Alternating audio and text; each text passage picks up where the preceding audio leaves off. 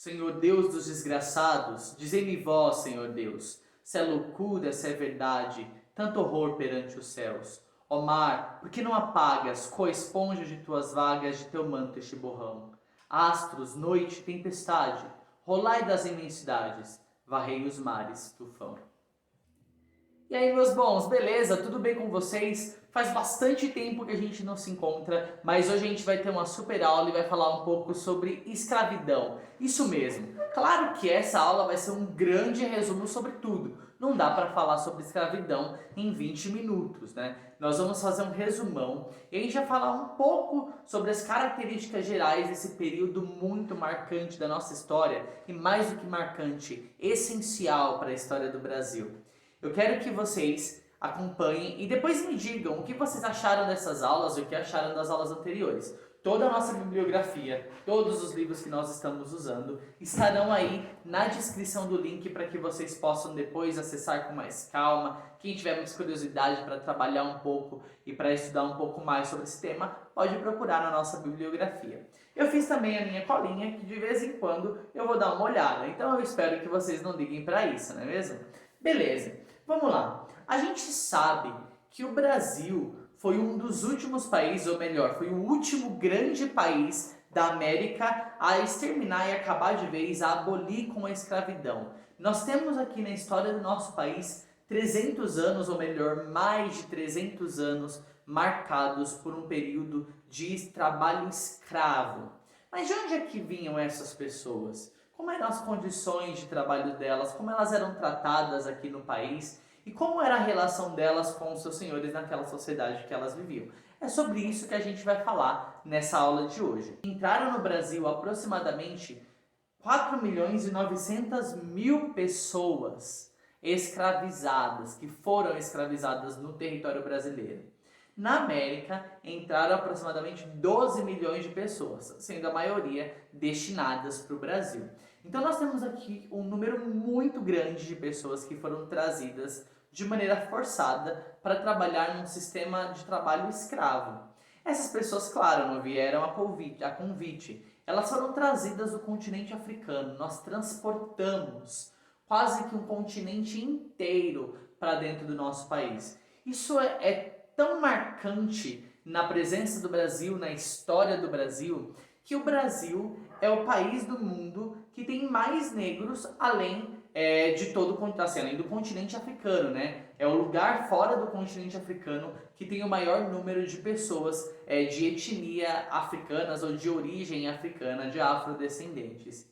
Isso é um número muito marcante. E essa escravidão impactou de maneira assim muito forte a nossa cultura, a nossa forma de pensar, a nossa maneira de agir, de nos comportar, de nos cumprimentar, de fazer música, de fazer comida. Nós somos marcados pela escravidão, não apenas de uma maneira negativa, porque isso, fora de discussão, todo mundo sabe, foi uma mancha, uma marca muito grande na história do país. Mas além disso, para além disso, nós temos heranças trazidas por essas pessoas da África, do continente africano, que transformaram a nossa relação do mundo e que com certeza transformaram a nossa relação do mundo para melhor. Isso você pode ter certeza, enriqueceu a cultura brasileira. Nós já somos conhecidos, né, por ser um país misturado, miscigenado, com a mistura de raças e de etnias muito grandes, de pessoas de todos os lugares do mundo que compõem a nossa história, que compõem a nossa cultura. E a África, a grande, a majestosa, a maravilhosa Mama África é mais um desses continentes que compõe aqui o território brasileiro e que faz parte de maneira muito marcante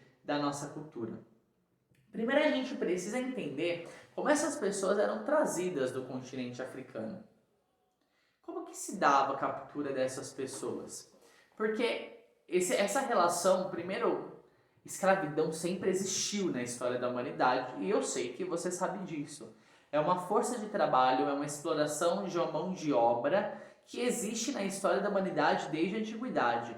Mas existe uma diferença muito importante entre a escravidão do período antigo, da antiguidade, e a escravidão mercantilista, que é aquela escravidão que o Brasil presenciou, que o Brasil saboreou.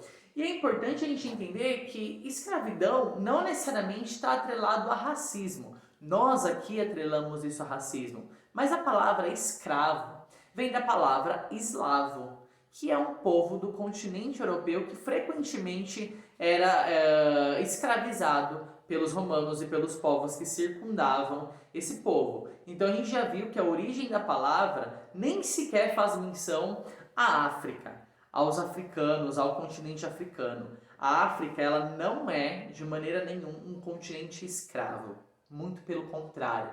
É um continente imensamente rico, de muita cultura, de muita etnia, de muita cor, que contribuiu de uma maneira muito importante para a história mundial. Nós temos grandes civilizações dentro da África e talvez a mais de longe conhecida é o Egito. Nós temos grandes civilizações, grandes reinos, povos fortíssimos dentro do continente africano que contribuíram muito para a história da humanidade.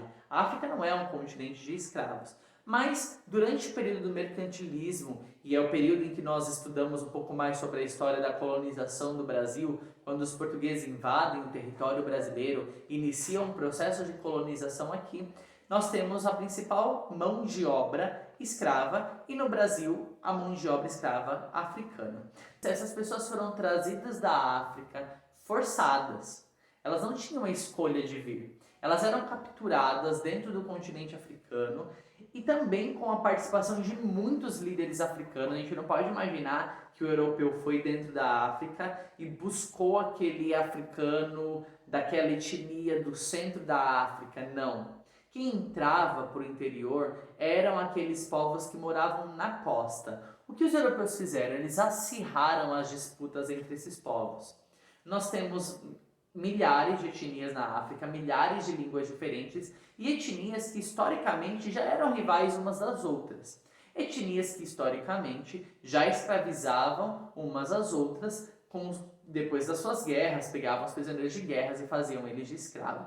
O que o europeu vai fazer? Ele vai instigar essa luta que já existe dentro do continente africano. E ele vai fortalecer aqueles povos que ele fazia pacto, e esses povos vão ser os principais responsáveis por capturar todos os outros, principalmente os seus inimigos de guerra. Então eles capturarão esses inimigos.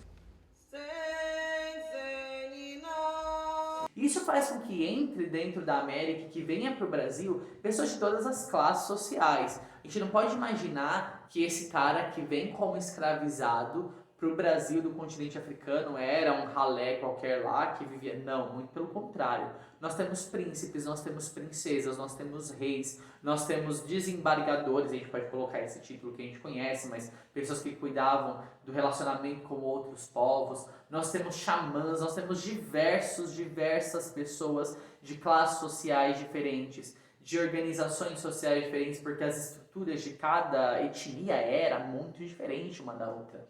Então nós temos diversos povos, que têm diversas organizações e pessoas de todos os estratos sociais dentro daquela organização, daquelas etnias que vieram para o Brasil. Pessoas que quando chegaram aqui, que quando passam por esse processo de escravidão, a principal característica da escravidão mercantilista é justamente essa. Essas pessoas, elas eram despersonalizadas. Putz, professor, como assim? What, professor? Como assim despersonalizadas? Essas pessoas, elas perdiam a sua personalidade. A primeira coisa que se fazia com elas é que elas não fossem tratadas como pessoas, mas como objetos.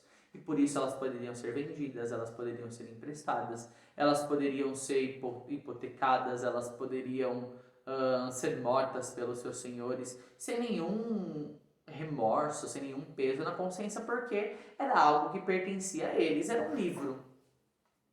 O que é um livro? Um livro é um objeto.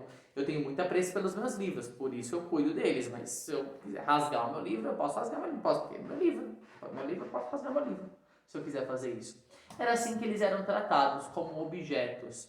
Isso fazia com que essas pessoas entrassem numa terra nova, completamente distinta da deles, uma organização social completamente diferente daquela que eles estavam acostumados, com povos que sequer falavam a sua língua, ou se preocupavam, ou se esforçavam para ter o mínimo de comunicação com essas pessoas, chegassem aqui e não tivessem voz, não tivessem vez, não tivessem personalidade, não fossem consideradas como pessoa no meio dessa sociedade. A escravidão provocou um flagelo tão grande no continente africano que a gente tem povos que teve seu desenvolvimento completamente interrompido por causa desse processo de escravidão mercantilista. Nós temos povos que vieram em massa para o Brasil, várias etnias que vieram para o Brasil em massa e que contribuíram muito para a nossa cultura de acordo com aquilo que eles conseguiam ressignificar. Porque ao chegar no território brasileiro, eles eram obrigados a largar tudo aquilo que eles entendiam como um mundo até então. A sua forma de ver o mundo, a sua maneira de olhar o mundo deveria ser completamente esquecida. Por quê? Porque estava errado. Estava errado porque ele era um escravo. E ele não tinha uma maneira correta de ver o mundo. A maneira correta de ver e de organizar o mundo era do seu senhor. Então, ele tinha que ressignificar toda a sua carga cultural, tudo que ele trazia junto de si, porque nós somos formados pela nossa cultura. Nós somos produto da nossa cultura. E eles ressignificavam a sua cultura, a sua religião, a sua forma de se organizar. Eles ressignificavam dentro do território brasileiro as suas danças, as suas lutas, a sua maneira de ser e de enxergar o mundo e dava aqui uma nova cor para tudo isso, para que conseguissem também suportar o flagelo que era a escravidão.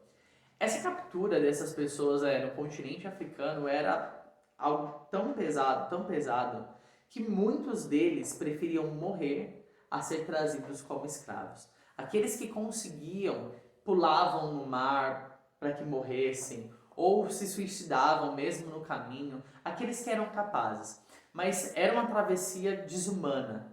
Eles eram colocados dentro de navios que nós chamamos de navios negreiros, e foi com um poema chamado O Navio Negreiro, todo mundo consegue ver aqui, ó, que coisa mais linda, O Navio Negreiro, do Castro Alves, um poeta brasileiro maravilhoso, e ele escreve um pouco sobre essa tragédia, inclusive o subtítulo é Tragédia no Mar, sobre esse transporte em forma de poesia, em forma de poema, sobre o transporte dessas pessoas que eram escravizadas e como elas eram trazidas da África até o Brasil. Então, esses navios, esse transporte era um transporte tão desumano, tão letal para a população africana que era trazida como escrava, mas não só para eles, como também para os próprios tripulantes que iam, para os mercadores de escravos, para os traficantes de escravos que iam até a África fazer esse comércio. Era tão desumano que muitos morriam na trajetória. Sobretudo aqueles que eram escravizados, porque eles eram jogados no porão do tumbeiro, do navio tumbeiro, que tem esse nome por causa da quantidade de pessoas que morria dentro dele. Eles eram jogados no porão e eram amontoados, eram colocados um por cima do outro, sem dó nem piedade, eles eram colocados dentro desse porão do navio e eram trazidos dessa maneira para o Brasil. Tinham que urinar um em cima do outro, as suas necessidades, a sua comida, briga por espaço, porque era uma verdadeira briga por sobrevivência. A Kátia de Queiroz Matoso, ela escreve um pouco disso no livro Ser Escravo no Brasil. Ela escreve assim pra gente. O irmão Carli descreveu nestes termos um navio carregado com 670 cativos. Os homens estavam empilhados no porão à cunha, acorrentados por medo de que se revoltem e matem todos os brancos a bordo. Às mulheres reservava-se a segunda meia ponte. As grávidas ocupavam a cabine da popa. As crianças apinhavam-se na primeira meia ponte, como arenques num barril. Se tinham sono, caíam uns sobre os outros. Havia sentinas para satisfazer as necessidades naturais. Mas como muitos temiam perder seus lugares, aliviavam-se onde estavam. Em especial os homens, cruelmente comprimidos uns contra os outros. O calor e o mau cheiro tornavam-se insuportáveis. Então, era uma travessia desumana. Toda a escravidão foi desumana. A começar pela captura, depois seguido pela forma com que eles eram trazidos para o continente americano e como eles eram tratados no Brasil e em todos os outros países que existia escravidão, que tinha escravidão implementada. Mas além disso, além da travessia, além da captura, a forma com que eles eram tratados aqui no Brasil, a forma com que eles eram tratados nos países latinos, nos países cristãos que aconteciam essa escravidão, era completamente desumana. A gente precisa imaginar que uma pessoa ela tinha que despir-se da sua cultura completamente, elas eram obrigadas, não porque queriam, mas elas eram obrigadas a abandonar tudo aquilo que compunham elas como pessoas e se desfazer disso para tomar sobre si o jugo de uma escravidão que era imposta. Era imposta a ela não nasceu como cativa. Depois a gente vai ter muitas outras pessoas que nascem como cativos aqui no Brasil, mas muitos desses não nasceram como cativos. Os africanos foram trazidos para o Brasil, não eram escravos. A gente não pode imaginar, eles vieram escravos, eles eram escravos. Não, eles foram escravizados, eram pessoas escravizadas e tem uma diferença essencial nisso. Mas por quê? Por que implementar a escravidão africana? Porque no Brasil, de maneira tão forte e diferente dos países colonizados pela Espanha, a gente tem implementado aqui a escravidão africana. Primeira coisa, a gente precisa entender que a escravidão ela dava lucro a todas as pessoas envolvidas. Aqueles que estavam na costa africana, os povos que moravam na região da costa africana, que habitavam ali, que foram fortalecidos através do comércio com os europeus, eles eram favorecidos com essa escravidão. Os europeus eram favorecidos com essa escravidão, os colonos brasileiros eram favorecidos com essa escravidão e o rei de Portugal também era favorecido com essa escravidão. Era uma prática que enriquecia todos, a muitos, porque tinha impostos que eram cobrados sobre escravos, era legalizado, tinha um comércio imenso que movimentava todo esse mercado e ele se torna a base da economia. É um mercado base da economia. Mas onde foi implantado? Por que se trouxeram africanos para trabalhar no Brasil? Para trabalhar onde? Para trabalhar em quê? Então, primeiro a gente tem 3 fases do trabalho escravo no Brasil. E aí a gente vai ter um deslocamento interessante dessa população dentro do território brasileiro. Porque o primeiro lugar para onde esses africanos serão destinados é para o Nordeste. Eles vão entrar em Salvador, através de Salvador, para o Nordeste, Salvador e Pernambuco. E aí é por isso que a gente tem a cidade de Salvador como uma cidade de cultura afro muito forte. Então hoje em dia Salvador é uma das cidades de cultura afro-brasileira mais enraizadas e mais fortes que a gente conhece. Justamente porque foi um porto de entrada de escravos muito forte durante um período muito grande da história do Brasil. Depois a gente tem isso deslocado para o Centro-Sul. Essa entrada vai acontecer pelo Rio de Janeiro e essas pessoas escravizadas serão destinadas às minas. Então eles vão trabalhar no garimpo do ouro no estado de Minas Gerais, quando se descobre no interior do Brasil ouro. E mais para frente, já no final da escravidão, essa mão de obra vai ser deslocada completamente, ou a sua maioria, a sua grande maioria, para os cafezais, para as lavouras do café. E então ele aqui, deixa eu olhar minha cola, né, porque sou humano, né? Professor de história, mas sou humano, sou top, sei que sou top. Mas também sou humano, né? Eles são, aqui dentro do Brasil, implementados, né, são colocados dentro da plantation, do sistema de plantação de cana-de-açúcar. E a plantation, ela tem 4 características importantes. 4 características que formam a palavra leme. A gente perceber isso é fácil pra gente depois lembrar disso. Então, a plantation ela pode ser caracterizada pelo leme. O que é o leme? O latifúndio, ou seja, as grandes propriedades rurais, as enormes propriedades rurais, a escravidão. Isso é a principal mão de obra dessa forma de trabalho, é a escravidão. A monocultura, então, dentro das plantações de cana-de-açúcar, professor, mas os caras não plantavam feijão? Plantava, mas não era um feijão que era plantado para comércio.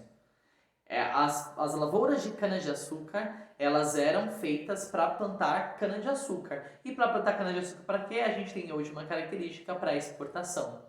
Então, essas características são importantíssimas para que a gente compreenda esse movimento de escravidão. Eles vão ser tragos da África para o Brasil, para aqui dentro do território brasileiro trabalharem nas lavouras de cana-de-açúcar. Mas por quê?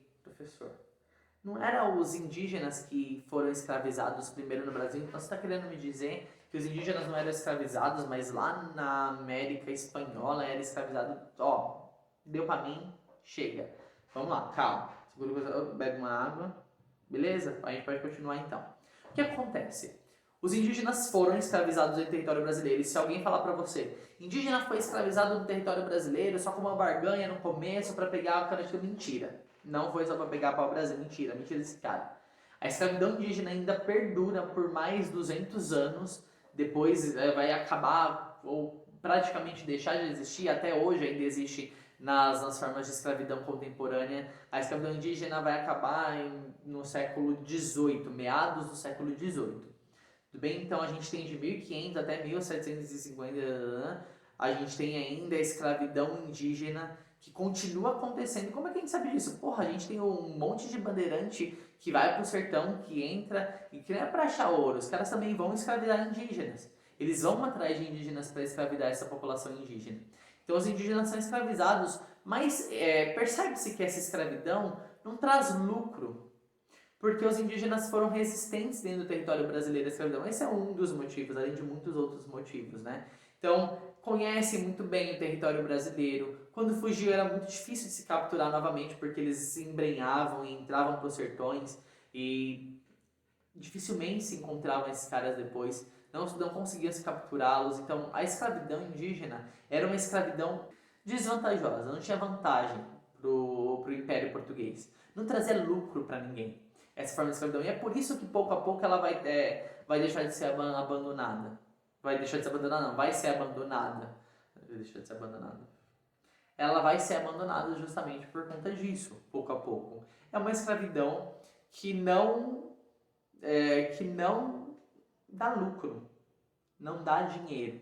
Mas ainda existe, vai continuar existindo essa escravidão indígena dentro do território brasileiro ainda por alguns anos, por alguns séculos, né, por 2 séculos praticamente. E enquanto isso está acontecendo também a escravidão africana dentro do Brasil. Esses 2 povos estão sendo escravizados pelos colonizadores, pelos europeus, pelos senhores de engenho. Mas esse é o principal motivo pelo qual opta-se pela mão de obra escrava africana e não pela mão de obra escrava indígena, ou porque pouco a pouco ela vai sendo deixada de lado. Mas é importante a gente entender, essas populações não aceitaram essa escravidão de maneira pacífica. Houve resistência. Uma dessas resistências é a ressignificação da sua cultura. Eles foram ressignificados, bem? Eles precisaram ressignificar a cultura deles. E ressignificar a sua cultura é uma forma muito grande de resistência, porque a gente está falando que eles estão resistindo à ideologia da escravidão, eles estão mantendo vivas ainda as raízes do seu povo. As raízes que a gente imagina que eles foram obrigados a deixar, não, os caras não deixaram, não largaram. Eles ressignificaram isso dentro do território brasileiro. Um outro motivo muito grande dessa resistência é que os caras eram presos. Se eles estavam presos é porque eles resistiam. Porque se eles não resistissem, eles não precisavam ser acorrentados. Os grilhões da escravidão são um grande motivo e uma grande prova de que havia resistência a essa escravidão. Uma outra resistência à escravidão foi uma que eu já citei para vocês, de que essas pessoas preferiam morrer a serem escravizadas, a perder a sua liberdade, a deixar para trás tudo aquilo que compunha-os como pessoas. Eles preferiam morrer a deixar de ser pessoas. Essa é uma outra forma de resistência. Não vou conseguir falar mais sobre esse período de escravidão no Brasil, porque é um período realmente muito longo na história do país. Não tem como eu falar mais sobre isso, a gente precisa dividir isso e a gente pode até pensar em outras aulas, falar um pouco mais sobre isso se vocês acharem interessante.